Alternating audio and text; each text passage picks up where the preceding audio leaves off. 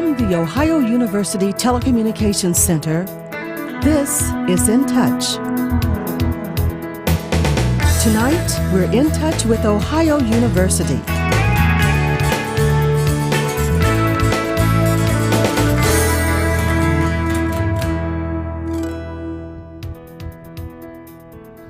Good evening. Welcome to In Touch. I'm Doug Poling. The word legend gets misused a great deal in our society, but here tonight I'm sitting next to a legendary figure in broadcast journalism. Don Hewitt, the creator of 60 Minutes and its executive producer. Don came to Ohio University this week to accept the Carl Van Anda Award from the Scripps School of Journalism. The award is given for enduring and significant contributions to journalism. I can't think of a better way to describe Don Hewitt's career. He's had enduring and significant contributions to our profession. He's been making them for a long time. Don is the man who introduced graphics to broadcast news. He coined the term anchor.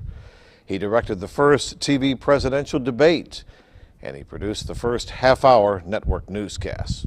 And then there's 60 Minutes, the CBS News magazine that Don started more than 30 years ago and is still a phenomenal success.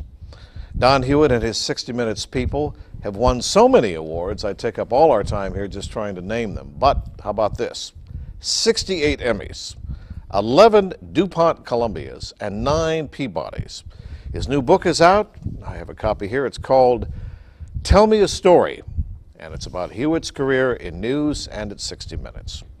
Also here to talk with me and with Don are 3 outstanding broadcast journalism students from Scripps. Michelle Kimbler is a senior from Indian Lake, Ohio, and Gina Long is a senior from Jeanette, Pennsylvania. Welcome, students, and welcome, Don. Thank you for being with us tonight. I'm not going to take up a lot of time because I want these students to have a crack at you, but I do have to ask you one question that I wanted to ask you for 25 years, and that is, what is your favorite all-time 60 Minutes episode or story? Well, I'm asked that a lot, and it's very difficult to pick out a moment. Somehow the lighter moments always stick with me. You know, the moment when George Burns took Ed Bradley up to Gracie Allen's tomb at Forest Lawn, walked up to the tomb, said, Yes. Googie, he said, this is Ed Bradley. He's going to put us on television. Honey, we're going to be working again together. You could melt at moments like that. There were so many of legends in our lifetime that they were just these. I always think of them as moments that went by in my life, and the totality of the stories. If we had to pick out one story, there was a young black engineer named Linnell Jeter who was in jail in Texas for life for a $896 robbery of a Kentucky Fried Chicken joint that he wasn't even near at the time. And we went down there. We went to work on the story, and with good old-fashioned shoe leather, hard work, knocking on doors, what journalists used to do. Remember when we did that, Doug? Oh, yes. Found out this guy had never done it. And the day after we ran the story, they didn't give him a new trial. They opened the jail door and they said, get out. It was a great moment. You've done so much in your career. Is there anything that you wish you would have done that you didn't, or any story that you wish you could have covered, or have you climbed all your mountains? Well, it's kind of a nervy thing to say you've climbed all your mountains, but I've been climbing them for so many years that you get to climb a lot of them. A story, this is interesting. Somebody once asked Mike Wallace, who would you like to have interviewed that you never got a chance to? The answer will stun you, and it's a wonderful one. He said, Pat Nixon. I would imagine she would have insights into him that nobody else ever had. And I thought, what a great answer. Pat Nixon, nobody ever saw or heard of, and never. But if Pat Nixon could have shed any light on the Nixon years, it would have been a spectacular interview. And she never agreed to be interviewed by 60 Minutes or anyone else to you? Yeah, we once did upstairs at the White House with Tricia, which was just a lot of fluff. Well, I'm not, as I say, I'm not going to take up a lot of time myself. I want the Scripps students to have a chance to ask you questions. These, of course, are the next generation of broadcast news people in our local communities and in our country. And I wouldn't be surprised to see, as you said earlier today, I wouldn't be surprised to see one of them on 60 Minutes one of these days. But, yeah, sure.